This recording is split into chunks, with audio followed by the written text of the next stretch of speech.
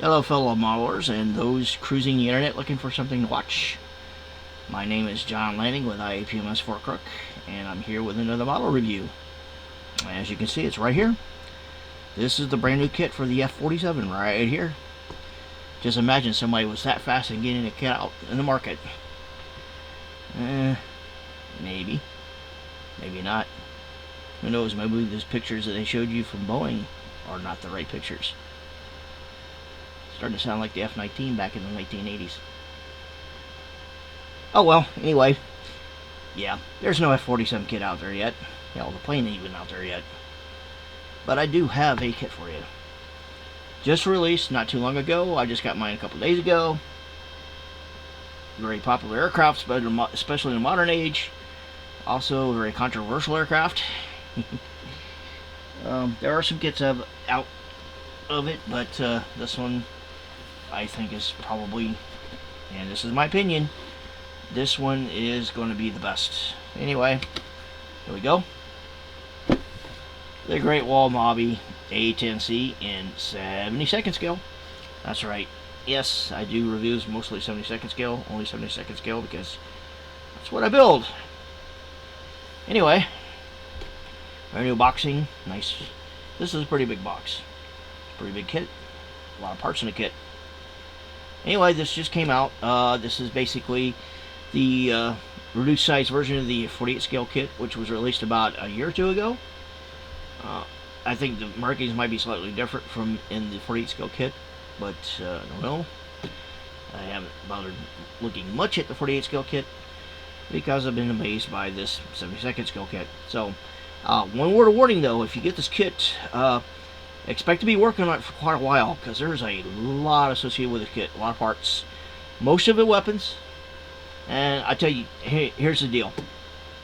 It's got 30 sprues in this kit. 31 if you count the clear parts. 31 sprues in this kit. All the majority of them are weapon sprues. Most of those weapon sprues have less than 10 parts. So this kit roughly, and I don't see a parts count on here at all, but I suspect the parts count is probably going to be about roughly 350 parts. So yeah, you're going to be working on this for quite a while. Anyway, about the A-10. Yep, it's a favorite aircraft. Well, favorite especially for the Army. It's a controversial aircraft because of the constant infighting between the Army and Air Force over it. And it's facing the twilight of its career right now. Some units are losing their A-10s. There's a story concerning one unit, which I will get to later. Anyway, the A-10. Well, the A-10 is something the Army would love to have and the Air Force didn't like to operate. Yes, I said that. Basically, what happened is that, well, at the end of World War II in 1947, the Army and the Air Force, they divorced. And the Air Force took the flying kids and the Army took the ground kids. And, well, they've never been too happy having to deal with each other's stuff. So, let's put it that way. Now, the Army, of course, they wanted to do their own ground support. They wanted their own aircraft to do it with. And, of course, back in the 1950s was this emerging technology known as helicopters. Now, of course, the Air Force, they needed, they thought they needed helicopters for their support. The Army needed helicopters to transport troops. And eventually expanded into attack helicopters and major transport aircraft and all this other stuff. But at the same time there too, the Army had to transport troops, so it had its own transports. The Air Force also had its own transports. And the Air Force wanted its own helicopters, and the Army wanted more helicopters. It basically got a point where the two services were constantly fighting over funding, and that funding was being drained constantly because you got two services trying to get the same aircraft. So, I'm trying to remember what year it was. I believe it was 57, 58, I believe. The Army and Air Force got together and they came down with what's known as the Key West Agreement. The Key West Agreement basically said that, well, the Army wanted the helicopters, well, the Army gets to keep the helicopters. So the Army can have all the helicopters it wanted. The Air Force can operate some helicopters, but only for support missions, such as for missile-based patrols and all this stuff. Transporting missile troops to their the silos. But the Army was to operate pretty much everything else rotary wing-wise. The Air Force was to get pretty much all the fixed-wing stuff except for light aircraft the Army would use for, let's say, reconnaissance roles, search and rescue, general reconnaissance, and just transporting somebody from one place to another. However, they weren't to operate any type of transport aircraft. The Air Force was going to do all the transport for the Army. And as a result, since the Air Force got pretty much all the fixed-wing assets, they were also going to be responsible for the ground attack mission that the Army so desperately wanted. So the Air Force got settled with that. Now, of course, back in the 1960s, the Air Force solution for ground support was F-100s and other attack aircraft that was in the area at the particular time period. Now, of course, there were debates between the Army and Air Force about, time limits, time over targets, loitering, stuff like that, because the Army wanted aircraft to hang around much longer to support the troops, while the Air Force had limitations, especially since they had to fly to and from an air base. A lot of times the air base was pretty far away. An example of this was in Vietnam. So anyway, the Army's always been squirming for their own version of a ground support aircraft, to the point where they actually launched several attempts. Whether they were serious or not, nobody really knows. But they did test some aircraft for the air support role. One of them was the G-91, which was made in Italy, and a few other aircraft. And it's not sure whether the intent was actually to find a plane or to piss the Air Force off to make a move on finding a good ground support aircraft. Well, either way, it turned out that the Air Force finally decided that they were going to do that. So in the 1970s, they held their competition between the A-9 and the A-10. Obviously, the A-10 won. Now, of course, with the ground support role there too, the Army wanted it because of the fact that, well, in Europe was this big old country known as, at that particular point, as the USSR. The USSR has a whole bunch of these things called tanks. And they had a whole lot of them. In fact, I believe, if I remember correctly, I think the tank ratio between NATO and the Warsaw Pact was something like 4 or 5 to 1. Basically, the Soviets were outnumbering NATO quite a bit. Now, of course, at that particular time period, the Army was developing the attack helicopter. The Apache was about to come online. The idea behind the Apache is not just for attack, but it was going to be a force multiplier in destroying enemy tanks.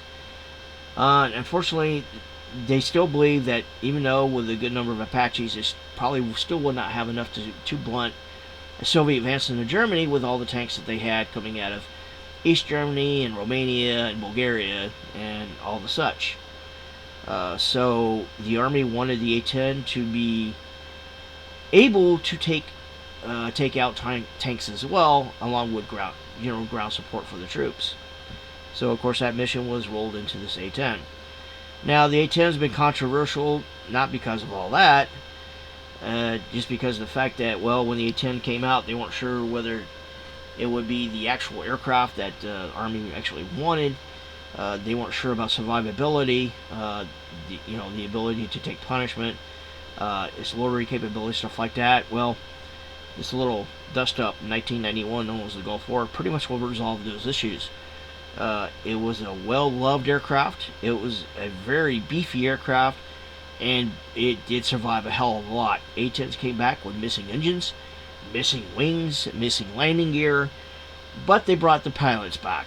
Only a few of them were actually shot down, and I do believe most of the pilots pretty much survived.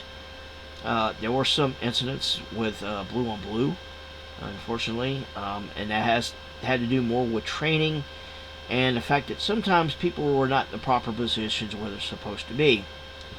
Anyway, the A-10 did prove itself rather well. The Army loved it. The Air Force was like, well, it works.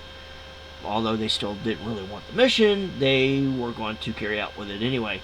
However, the Air Force had been trying ever since then to offload the A-10. Now, the biggest debate was between the Army and the Air Force because, well, the Army wanted or loved the A-10. the Air Force loved the Patriot system. And this kind of touches me personally, because back in the early 90s, I was a part of the Patriot battalions based out of Fort Bliss. And in between us constantly rotating in and out of country, first to Saudi Arabia and then to South Korea, back when Kim died and his grandson wanted to launch nukes and throw a big old fit, and we were almost immediately deployed to send Patriots over there just in case he decided to push the button. Luckily enough, it didn't happen. But anyway, the Army had this system called the Patriot, and the Patriot, if you don't know, is a long distance air defense weapon. And we're talking about, it's got some mileage to it. Anyway, it was kind of odd because the Air Force didn't have anything that matched the Patriot when it came to range. And, well, during the Gulf War, even though the Patriot was designed to move from place to place, and I know that for a fact because, we've had field exercises that last 25 days and we had to make like 22 jumps. And boy, was that fun. Anyway, even though the Patriot was designed to move from place to place, the Air Force needed cover for their airfields. So the Patriots were used to provide long-range air defense over the airfields. And, of course, the Air Force decided, why is the Army having a weapon that we could use? And, well, the Army's like, well, why is the Air Force having a weapon that we could use? So, of course, there was a lot of debate and ongoing going on. Rumors were flying. In particular, I heard about stuff about, Patriot units possibly being sent over to the Air Force, and, we'd end up having to, change services and all this other fun stuff. But then the Army, supposedly, with a supposed study, basically killed the whole thing.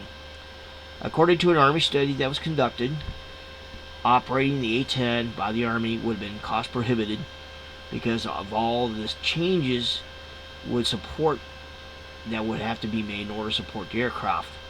Let me specify. If the Army was operating the A-10 in the United States, it wouldn't be too bad. It wouldn't be too much of an issue because a lot of Army bases, Fort Bliss, Fort Campbell, was it Fort Liberty? Now I think it was called. I believe Fort Stewart. There's an Air Force base nearby. A lot of the Army bases had an Air Force or an Army airfield not too far away, or on base grounds. The biggest issue would have been places such as South Korea and Germany, to where the bases are much smaller. The airfields are a little more than helicopter landing pads. And, well, they would have to build an entire new air base for the A-10 operations. And on top of that, the Army actually, while the Air Force thought that they would use the Patriots and basically just keep them on base to protect the airfields, the Army idea of operating A-10 was different from the Air Force. Now, we've seen it during NATO exercises where A-10s were actually operating off, long stretches of highway, stuff like that. But the Air Force didn't see it as being a permanent solution. Just in case the airfields were destroyed, then the A-10s will operate off those airfields. Something that never came around during the Gulf War, although there was a risk of it. It didn't happen. The Army actually wanted to forward deploy A-10s along with the troops, which means they would have to operate off such improvised runways much more often. That's what the Army wanted, and which means they would have to get more equipment, purchase more equipment, or design more equipment for it to operate out in the field. So the Army looked at it and thought that this would cost way too much money. It's better just to keep it with the Air Force. Now the Air Force made a remark about, well, with places like in Europe and Korea, you could keep the planes on the air base. The only problem is that the Army wanted this air support right now. They didn't want to wait close to 15-20 minutes, half an hour for A-10s to arrive on station because it would have been the difference between life and death. So the idea was basically shot down. Now ever since then, the Air Force has been looking for a reason to get rid of the A-10s. These days now, the idea is that they need the funding for the F-35. Congress has been smart enough to step in.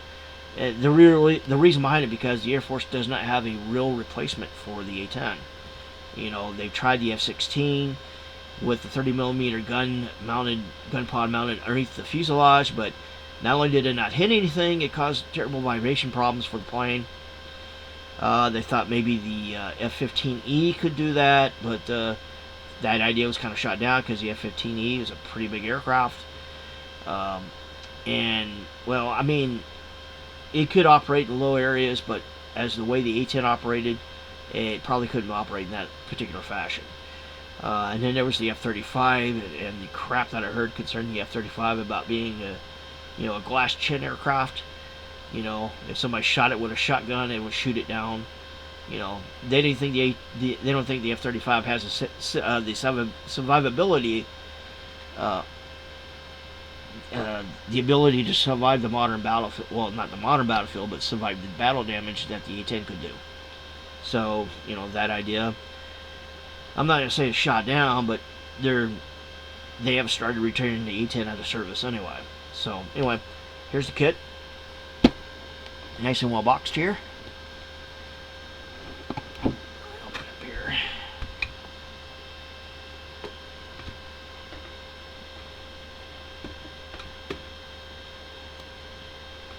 So, anyway, of all the kits out there right now, 72nd scale, you got the Academy kit, you got the Hasegawa kit, you got the Italeri kit. I do believe Airfix had a kit as well out there. I don't know if AMT. Trying to remember who the boss was for AMT. It was an Italian firm. I don't recall whether they had an A10 kit out there or not. Monogram had an A10 kit out there. So most manufacturers had A10 out there. If it wasn't theirs, you know, Revell, they reboxed the Italeri A10. Tamiya, for their modern Warbirds collection there. That's not their molding. That is the Italeri molding. They reboxed a bunch of Italeri kits for the Japanese market, and of course it got sold overseas. So you might see an Italeri A10 kit in the Tamiya box. That's what it is. So anyway, Great Wall Hobby. I've heard a lot of great things about them. I've heard people compare them. They're not up to Tamiya Hasegawa as of yet, from what I understand. They're getting close to it. They don't make as many bad errors as, let's say, like Hobby Boss or Trumpeter does. The biggest issue that I've heard about it, sometimes the pin ejection locations are in bad spots, and issues with decals. So anyway, the best A10 kit out there, 72nd scale, and most, including my opinion, is the Italeri kit. Most of the other kits basically date from the early 90s. I know the Academy kit, I do believe, is a reworked version of the Hasegawa kit. The Hasegawa kit at the time had raised panel lines. The Academy kit had recessed panel lines. But the weapons in the Academy kit are pretty much outdated. There were weapons from back in the 90s. They don't have anything that was updated from what it was operating or using up currently. Let's see here, and the Monogram kit, it suffered from raised panel lines as well. It was not a bad kit, but still. The Airfix kit, same thing. Most of the modeling technology for A10s, up until Italeri was, even Italeri is 1990s, but at least with the Italeri kit, it had recessed panel lines. Somewhat detailed cockpit. It's not the best cockpit. It's got enough detail to where it's passable. If you just want to build something out of the box with the cockpit open, it's passable detail, probably not accurate, but at least it's detail in there. More than likely, I mean, with those kits, I mean, the best solution. If you want something that's much more accurate, aftermarket, you had something from, was it Modern Combat? I'm trying to remember. There's a firm in Canada that had an excellent A10 cockpit set, and they were only around for a very short time. I was lucky enough to get one or two of them. Nice detail, very excellent detail for those kits. So anyway, the Italeri kit, I mean, it's okay out of the box, but you know, if you want to do better, you know, aftermarket, especially when it comes to the cockpit. So anyway, but other than that though, it's a great kit. No real big issues to have to worry about. But anyway, there hasn't been a new mold kit from the A-10 for quite a while, up until now. Anyway, got the kit open right here, as you can see here. We'll start with the fuselage here, and of course now this is modern post-2020 technology, where you have everything with recessed panel lines, but also with riveting detail, better detail than some of the other kits here. As you can see from the fuselage right here, you see the recessed panel lines. You got your location of where your your crew ladder is going to be at right here. It's open. Of course, in the kit, it's going to be because you can either deploy it or keep it inside. So anyway, and you can see right there, you see the riveting detail on the fuselage right there toward the rear. So anyway, of course, on the side right here, some detail on the inside, not bad. I don't see any ejection pin markings on the outside of this kit here. Okay, here's the bottom portion of the wing, and then you got your flight surfaces here. That's one bit of a negative right there.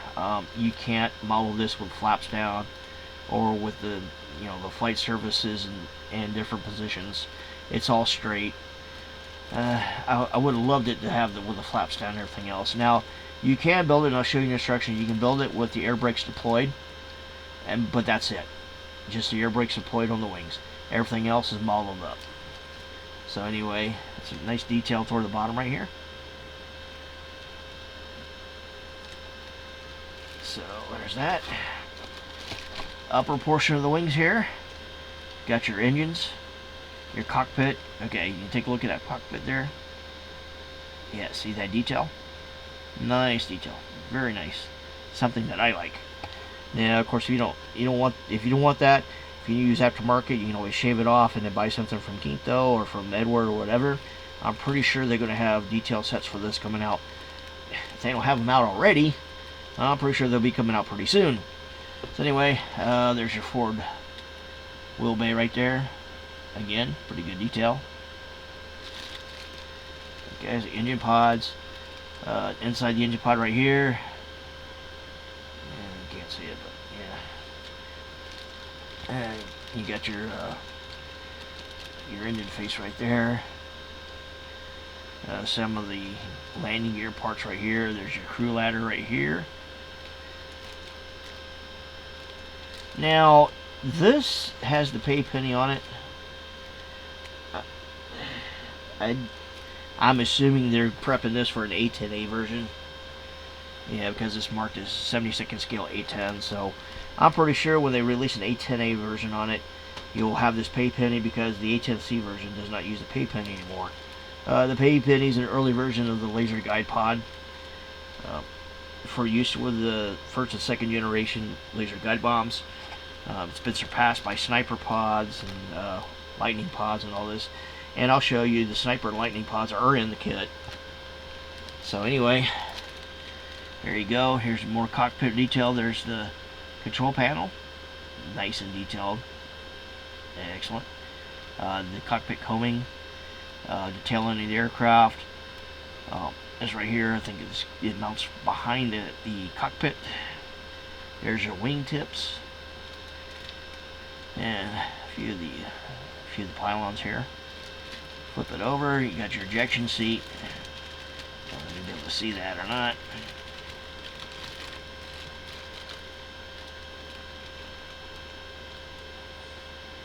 Got some nice detail to it. And then your wheels here. So more of the landing gear here. There's the front landing gear in the bag. Some more landing. And then you got these right here. Now, at first I made a mistake. I thought this was, where you got your main landing gear, with the wheels are bulged. I thought that was what that was, and I thought that was absolutely nuts. I wouldn't know anybody that operated an aircraft with the tires so bloody low to where it looks like they're nearly blown. However, that's not the case, and I will show you this, especially when it comes to the instructions. I was wrong on that, and there's a reason why these particular wheels right here, they got a flat surface on them. So, and then you got this right here, more engine parts, and then these are your main landing gear wheels. These are your wheels that you use if you're having your gears down. There's your flare pods right there, more engine stuff. Okay. There's your sniper pod right there. Some pylons. These are your GBU. I believe GBU 38 in it. Yeah, GBU 39. The small diameter laser guide bombs right here. So you got that. Main fuel pod. M9 sidewinders right here. And then this is your lightning pod. Okay. These are your Maverick missiles. Unfortunately, I was hoping to come with more than that, but unfortunately this kit only comes with 2 Mavericks. I would love to see more Mavericks in here, but there's more. There's more of the GBUs. Oh, gee, which one is this here? These are GBU 38s, I think. Yep, GBU 38. These right here. Okay, more pylons. Rocket pod here. Larger DBUs right here. Some here you got your GBU 12s as well right there. And then you got one of your ECM pods right here.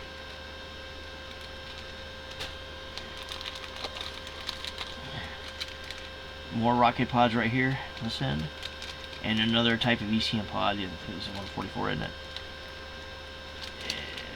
LQ 130, 131. So got that. Okay, here's your clear parts. Box separately. Bag separately. So you get your forward windscreen here. That'll be your aiming deal, receptacle, lights. I'm presuming that's a landing light right there. And then there's your canopy right here. Now your canopy is going to have a mold on it. We've seen this before with other manufacturers where they mold this kit like this in order to keep the bulbous appearance of it, because you know, it makes it much more realistic. Other manufacturers have tried to do it the standard way, so it doesn't exactly work too well with something that's as bulbous as this right here. So, you know, that's going to be one thing you need to work on, is to remove that mold seam very carefully, sand it down, and then smooth it out. Okay, here are the decals. First it was photo etch, and the photo etch is for the slime lights. Well, I'll focus with you.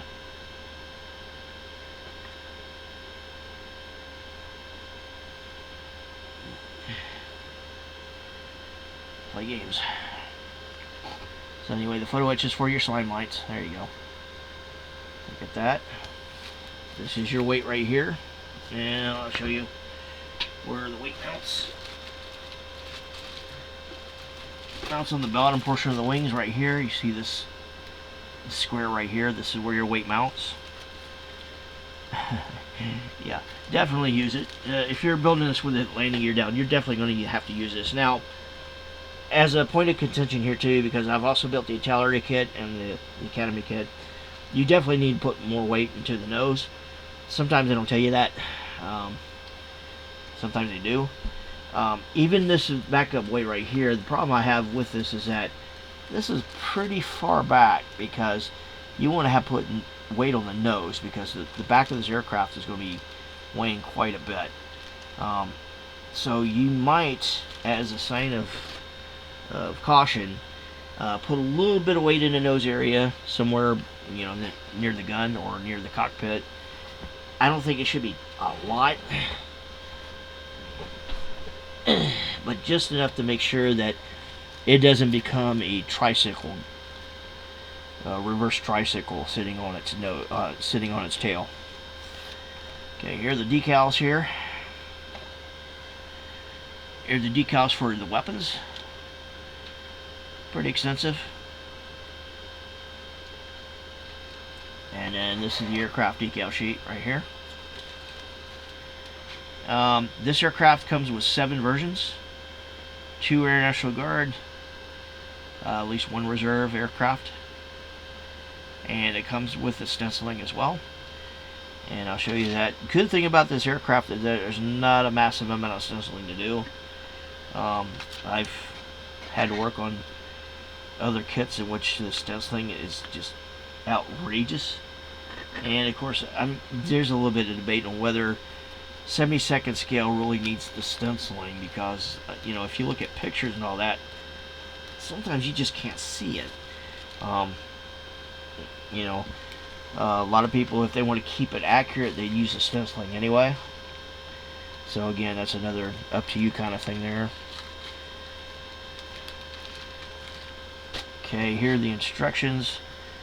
First of all, we're going to start with this right here. Guess what this is? Your sprue maps. And that is a big sprue map. As I said, 31 sprues. And of course you got your decals, 2 sets of decals, feather wet, your weight. Yeah, that's a lot. So anyway, but I do love the fact that they have a sprue map, because you know, in the old days where, you know, if you're missing parts, you had no idea, you had to search for it and find out what part it was. So anyway, of course, nice artwork on this end, and on the back here, your color callouts. Now, if you notice right there, only 1 color callout. That's for Mr. Color. With the number of paint lines that are out these days, it would have been nice if they would have put a couple of paint lines on here. However, this is an A-10. This is an Air Force plane. The paint job, you know, the schemes on this thing is pretty much what's standard through the Air Force. There's no different colors to worry about. So, you know, the paint scheme in this kit will probably match what be the modern paint schemes in, let's say, the Italeri kit, which they released their A-10As, the A-10C, and a few others. Plus, you know, you can find modeling references on the paint schemes for the A-10. It's not going to be too difficult. But, you know, in case, you know, most of the cut, you know, they got the FS colors listed, and those will be mostly for the airframe. You know, but you know, you got tire black, which would more likely be a rubber color, black iron, which probably would be gunmetal. You know, black, yellow, silver, on down the line. Matching these paints shouldn't be too difficult. But as I stated, though, you know, with the fact that modeling has expanded the way it has, you know, there's no longer a Testor's Model Master, but there is a whole bunch of other lines that are out there. You know, you've got Hataka, you got Mig by Ammo, you got AK, you got Tumbrel, which is back, you got Vallejo.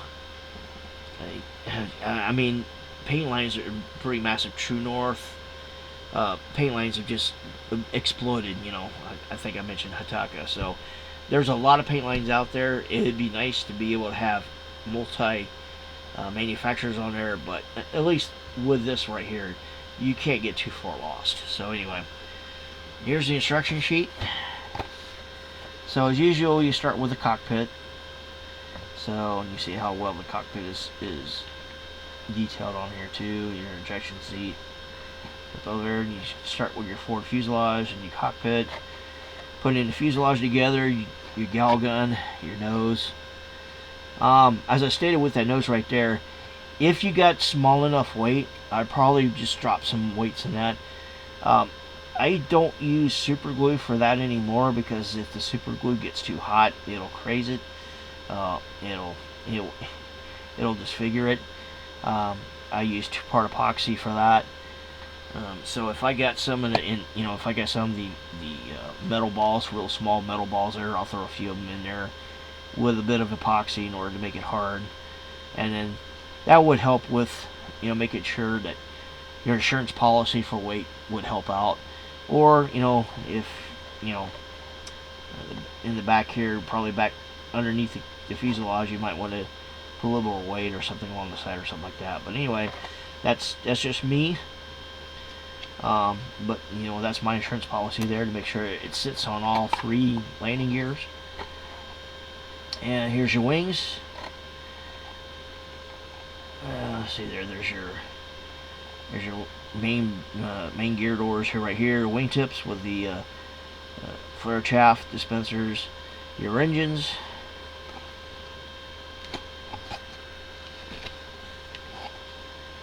Okay, putting the engine together, putting the wings together. Your landing gear. And this is what I was talking about earlier on. This is your main landing gear, but this is for the gear down. So you would use these when you got your plane sitting on your landing gear. And of course you flip it over, and this is where you got your flat ones, and the flat ones are so that it'll fit inside the landing gear. In the landing base, if you want it in flight. I was so glad I saw that without freaking out.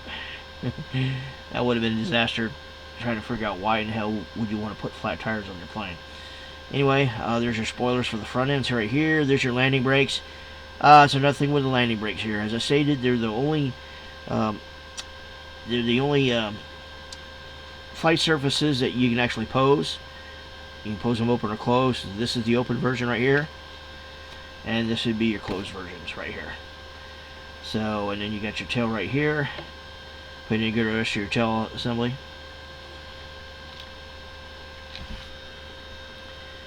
There's a lot of instructions with this kit.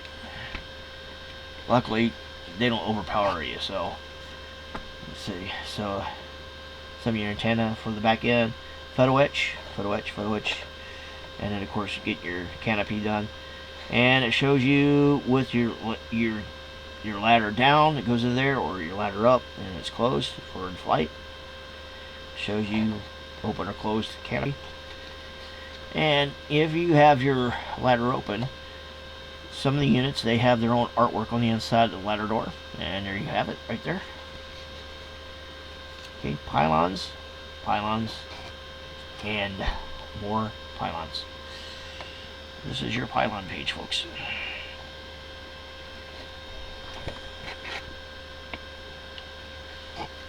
And we start with your weapons and pod selections. So there's your lightning, there's your sniper, your AIM-9 sidewinders, your ALQ pod 131, one of your rocket pods. There's your Maverick missiles, another one of your ECM pods, GBU 31, GBU 12, GBU 39, the small diameter laser guide bombs. More rocket pods, the small size GBUs, your main fuel tank, and then of course now paint guides and decaling for your weapons and pods all throughout. And the cool thing about it here too is that with so many weapons and all that, it gives you 5 possibilities on how to mount the weapons to your plane. So, and there's a lot of stuff to get mounted on that thing as well. But yeah, there you go. And you notice here too, there is no pay penny on this aircraft. As I stated, they were removed because they were outdated, and they were replaced with the snipers and the lightnings. So you're not going to see the pay penny on here at all. And then you start with your decals and also some photo etch locations. So there's your stencils on the A-10, more stencils in here. Cool thing is that, the stenciling detail on this ain't as extensive as I've seen in other kits and other planes, and more stencils on the side as well. Oh, so that's your instructions right there. And then let's get with your paint schemes here.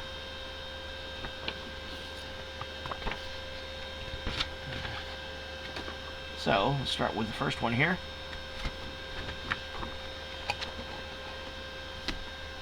The first one is with the 303rd Fighter Squadron, the 442nd Fighter Wing, Whiteman Air Force Base in 2024. This is the Air Force Reserve Unit. These are the ones that you see coming out of Whiteman at times, where the B-2 stealth bomber is also based. I remember back when I was training at Fort Leavenworth, or Fort Lost in the Woods, Missouri, back in 1990, to where I think it was at Rosecrans. There was a bombing range right near the base, and one day we were out doing training, and we actually saw A-10s practicing runs over in that area, which was pretty cool. So get that. Your next one is for the 81st Fighter Squadron, based in Spandau, Germany in 2011. This will be this one here with the SP tailcode.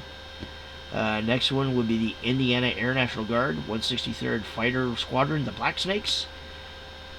And this is the one that operated in Afghanistan in 2018 with a really cool nose art there of the snake. So that's your first one. And your second one here is another Air National Guard favorite. This is one from the 184th Fighter Squadron of the Arkansas Air National Guard, based in Fort Smith, Arkansas, in 2008.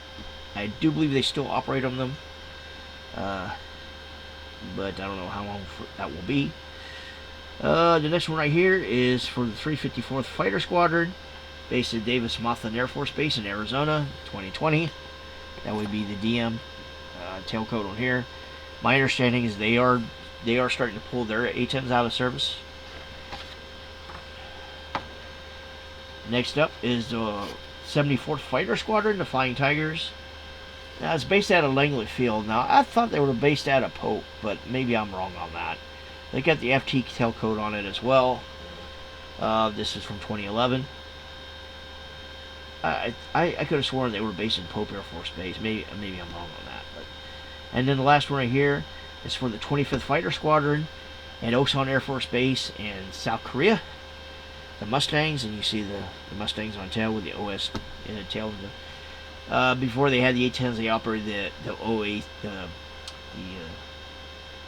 Dragonflies, the OA-37s.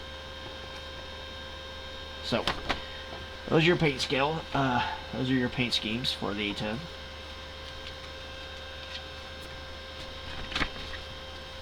So let me put everything in a box, and then we'll give you my final opinion on this.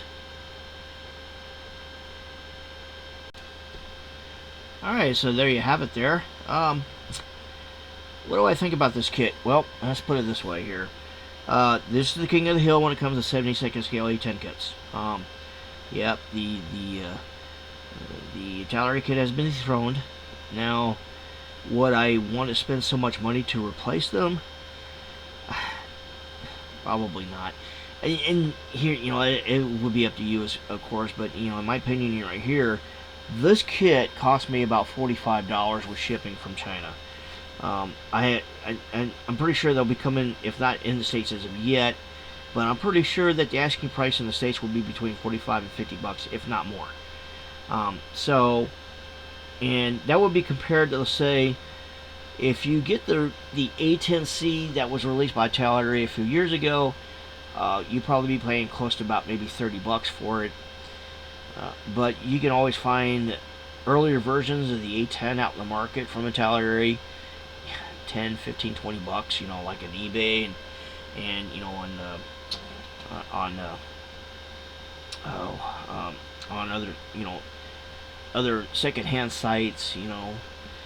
So, you know, if you're looking for a replacement for your A-10 kits and you know, price is not an option, then this would be it.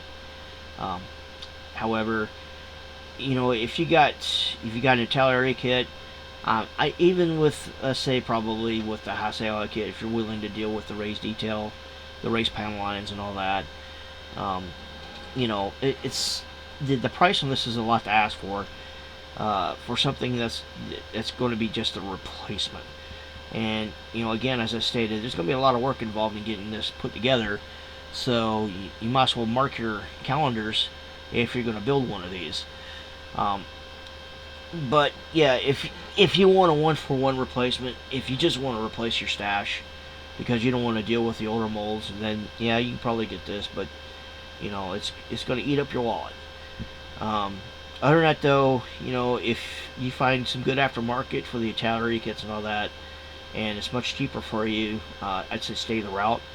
I wouldn't be getting rid of all the older A-10s, especially the Italeri A-10s. As I said, unless you got the funding to do that with. But other than that, though, if you're on a budget, then I wouldn't push myself too hard in getting a replacement for it. But this is a great kit.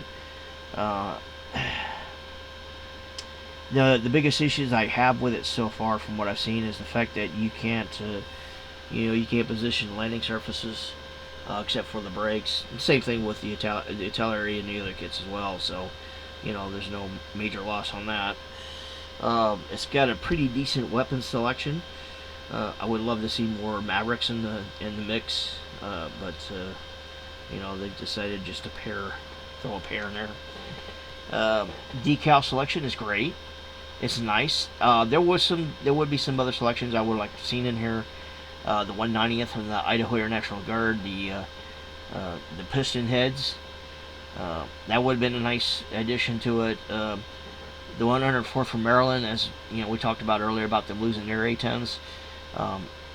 That would have been a nice addition for decals.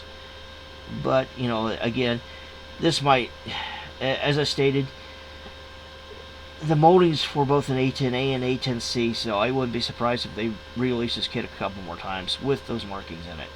Now, if not, there are some good aftermarket decal sets out in the market. Caracol, there's a few others as well with some great A-10A and C decal sets out there. So, A-10s are not a complete loss when it comes to aftermarket decal sets. So, you got that. So, what would I say here? I'm probably gonna give it an 8. Yeah, I think an 8's okay. I don't see any real build issues with it. As I stated, I've heard good things about Great Wall Hobby. They're not as clumsy as Trumpeter and Hobby Boss. It seems like they got their stuff together much better than those two manufacturers.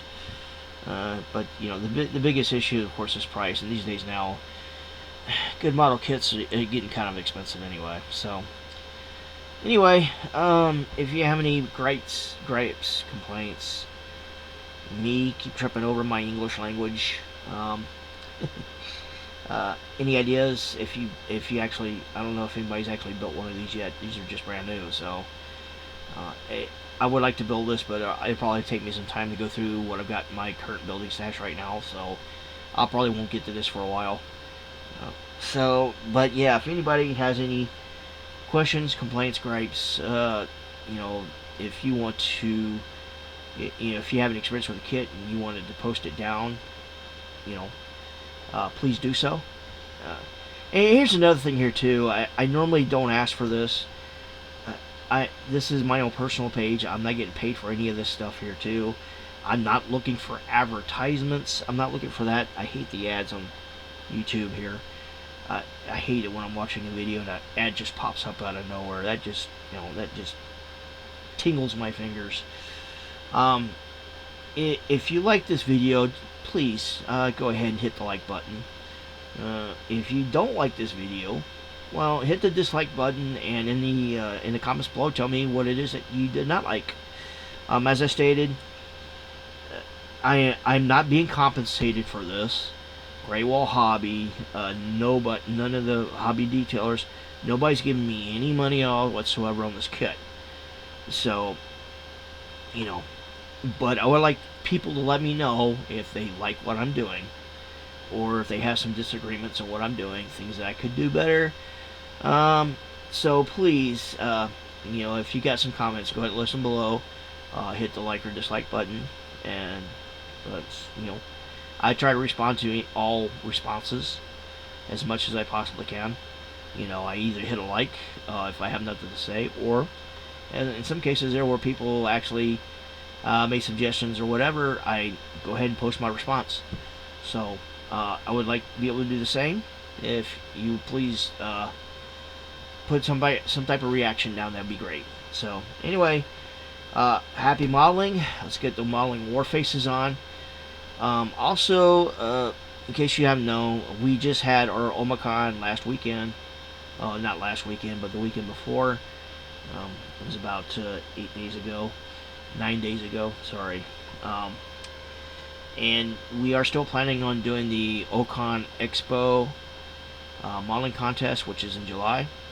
I will be releasing some information concerning that here soon. As of themes, I don't know if we're going to have a theme this year or not.